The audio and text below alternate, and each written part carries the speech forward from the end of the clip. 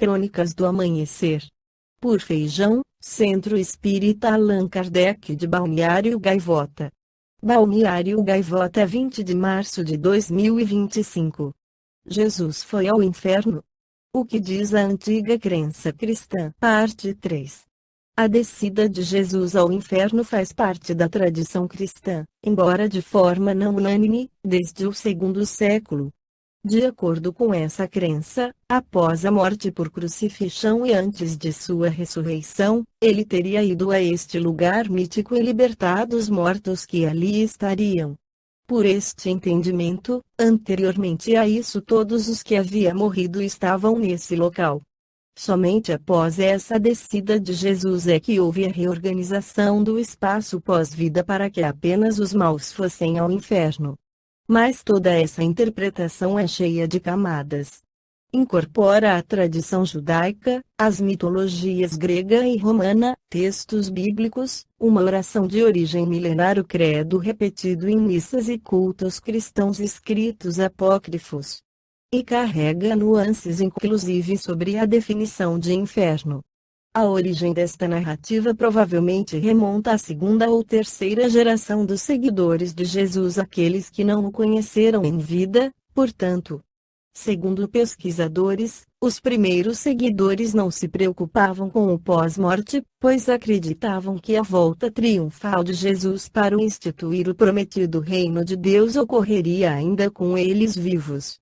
A crença no pós-morte como algo individual, ir para o céu ou para o inferno, se tornou mais forte a partir do século II, afirma a BBC News Brasil o teólogo e cientista da religião Marcelo da Silva Carneiro, pesquisador do cristianismo primitivo e professor na Universidade Metodista de São Paulo, UMESP. Isso aconteceu porque os primeiros cristãos, no século I, tinham a firme crença de que a volta de Jesus seria imediata e mundial, ou seja, eles nem chegariam a morrer. Mas isso não aconteceu. As gerações foram passando e os cristãos precisaram ajustar seu discurso sobre o fim, senão cairiam em descrédito, acrescenta ele. A solução foi desenvolver a crença sobre o céu e o inferno, como lugares para onde a pessoa iria após a morte. O Evangelho de Nicodemos, a mais detalhada e completa fonte dessa narrativa, é um texto conhecido como o Evangelho de Nicodemos, um texto apócrifo que leva esse nome porque supostamente teria sido redigido por um personagem contemporâneo de Jesus, o fariseu Nicodemos, que o teria defendido no julgamento e se encarregado de sepultá-lo. Sabe-se, contudo, que a redação do texto é posterior. No livro Evangelhos Apócrifos Gregos e Latinos, uma edição traduzida e comentada pelo professor Frederico Lourenço, da Universidade de Coimbra, afirma-se que não é possível datar com segurança este documento, mas que provavelmente ele foi composto entre o século IV e V. Contudo, antes de merecer o registro, era uma história que circulava. A origem do relato é incerta, mas tudo indica que o texto registra crenças comuns aos primeiros cristãos, de que Jesus teria libertado todos os mortos do inferno, diz Carneiro. No livro O Céu e o Inferno, Allan Kardec esclarece sobre os princípios da doutrina espírita sobre as penas futuras. A doutrina espírita, no que toca às penas futuras, não se baseia mais sobre uma teoria preconcebida do que nas suas outras partes, não é um sistema substituindo outro sistema, em todas as coisas ela se apoia sobre observações, e é o que constitui sua autoridade.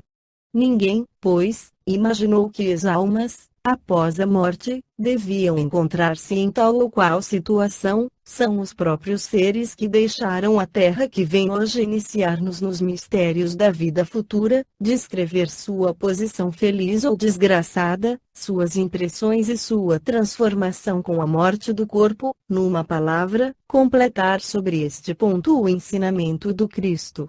Não se trata aqui do relato de um único espírito, que poderia ver as coisas somente do seu ponto de vista, sob um único aspecto, ou estar ainda dominado pelos preconceitos terrestres, nem de uma revelação feita a um único indivíduo, que poderia se deixar enganar pelas aparências, nem de uma visão estática que se presta a ilusões, e é com frequência apenas o reflexo de uma imaginação exaltada, mas trata-se de inúmeros exemplos fornecidos por todas as categorias de espíritos, de alto a baixo da escala, com a ajuda de números intermediários disseminados em todos os pontos do globo, de tal modo que a revelação não é privilégio de ninguém, cada qual é capaz de ver e observar, e ninguém é obrigado a crer apoiando-se na fé de outrem.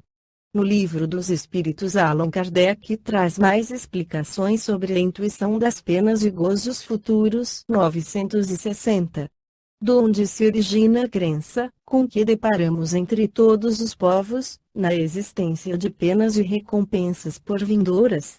É sempre a mesma coisa, pressentimento da realidade, trazido ao homem pelo Espírito nele encarnado.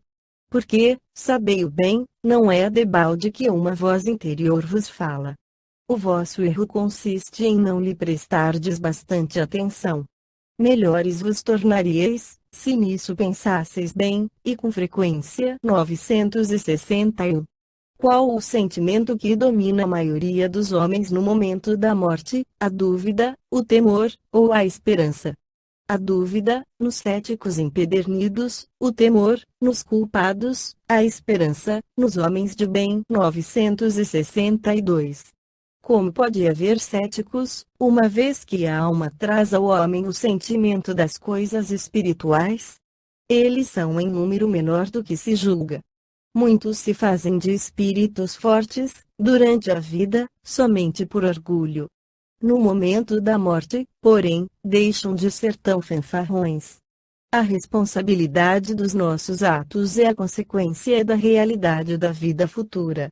Dizem-nos a razão e a justiça que, na partilha da felicidade a que todos aspiram, não podem estar confundidos os bons e os maus.